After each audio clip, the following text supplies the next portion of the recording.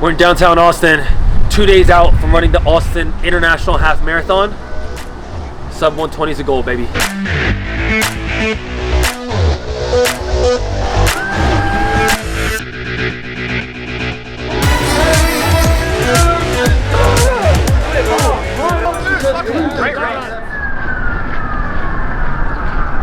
For me, I haven't really trained for a lot of half marathons. Like, I've done a ton of fulls and trained for a ton of them and then traveled all over the country for them, but for halves, I haven't really leaned into like getting a lot faster.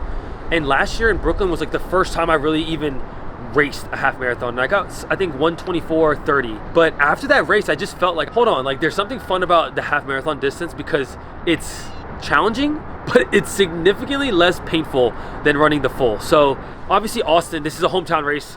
Another perk is that I don't have to like travel for this race, and like I get to just sleep in my own bed and like make my own dinners and kind of be in my own routine prior to this race. Also, it's a downhill course, which makes this a little bit easier for me to gun for the sub 120, and we're about to see what we can do in 2 days.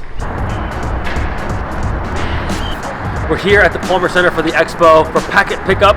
Let's go get our bid.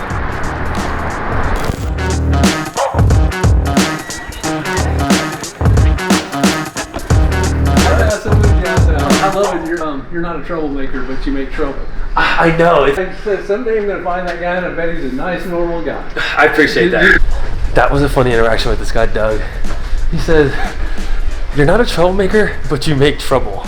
And I said, that's actually a good way to put it. Sometimes you got to make fun of yourself, or at least be willing to make fun of yourself, because if you can't, then who else will? I mean, actually a lot of people will, but you're not a troublemaker, but you make trouble.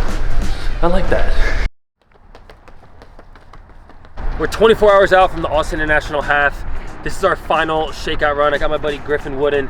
He's also running tomorrow. We're gonna just shake out like 2 miles easy. Nothing crazy for today's effort. We're both gonna go rip it tomorrow. So let's go run.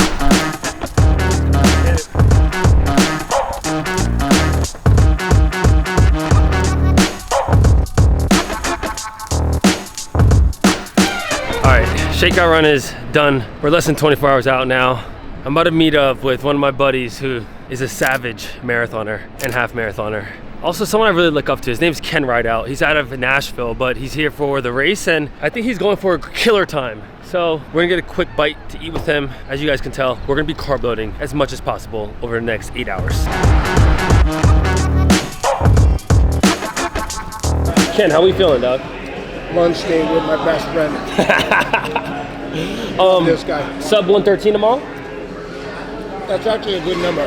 113. If I could have a 113 handle, I wouldn't be happy, but I would be at least relieved. Yeah. My best half marathon time is 110, but I haven't run a half marathon in a good 2.5 years, and it's funny, you know, every race distance has its pain points. It's like, if you told me we're running a 5K tomorrow, the anxiety I feel would be the exact same anxiety that I feel for this race. Yeah. It's like just a different type of pain, and I don't know, I think half marathon is kind of like the 800. It's like the perfect storm of fucking torture. And the other nice thing is it's going to be cold as hell, and that, although it sucks getting ready for the race, when the race takes off, when it's cold, that's where you're always going to run your PR in the cold weather.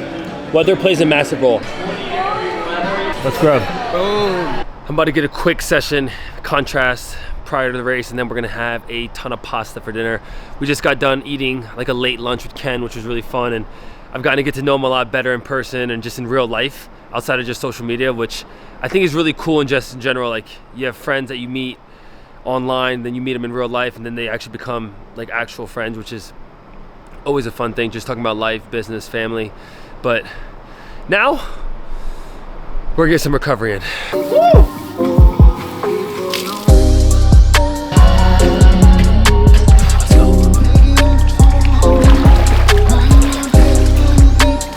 No matter how much you do this, it never gets more fun. Contrast is over. Now it's time to grub and relax. All right, so I've been relaxing. We have some pasta here. This is protein pasta with some ground beef. This is my dinner pre-race. The good thing with the half is like it's like an aggressive race, obviously tempo-wise, but it's not like a marathon where you have to go crazy carbs. But we're carbon. We had a burger earlier with Ken. I had tacos earlier for breakfast, so it's been a good day eating. Sub 120, baby. Let's go. But racing can do it. You didn't. This is the pre-run fuel, which I normally run fasted, so this is a treat. We've got an everything bagel, peanut butter, banana, with some honey. This is gonna help us run fast. So use the bathroom one more time. What's your pre-race thoughts? I'm pretty relaxed right now. I'm ready to rip this thing. It's actually, I just stepped outside for the first time, and I'm not gonna lie, it's cold out here. But as you guys can know, I don't run with a shirt on in races, nor pretty much everyday life, but for races, definitely not. So we're running shirtless, and now it's time to race. 7 minutes left. 7 minutes. That's the goal.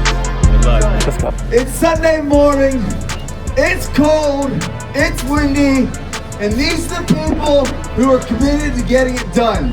Runners, do your work!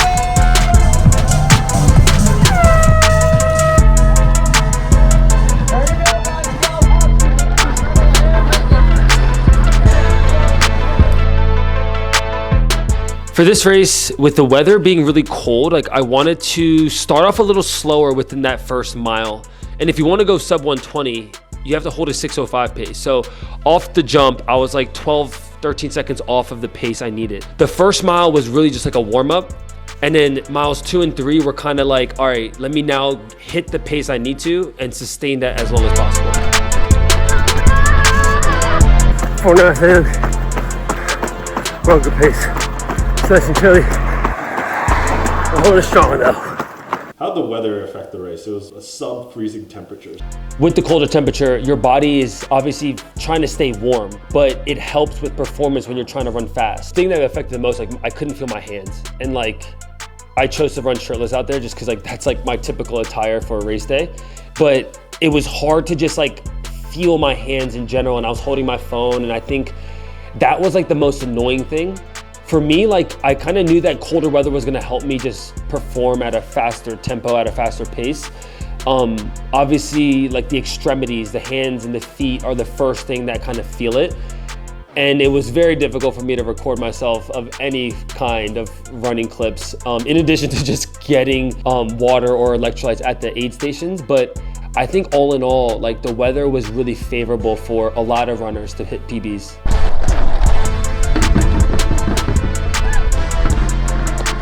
8 miles in, feeling good, we're on pace.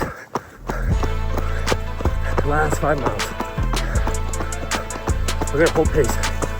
How did staying at 6-minute pace feel for you? In the moment, it felt like relatively good. I will say that like when you're in a race environment, it's so much different than when you're training. And to be honest, in training, when I did the long run simulator, it was 6 miles easy and then 6 miles at 6:05. And I struggled to do 6 miles at 6:05 on that training day. Like I think I did 4 miles and I had to stop and then like recover for a second and then finish the last 2 miles. And it was interesting to see then on race day, everything come together from the taper, from nutrition, from cold weather and a favorable course.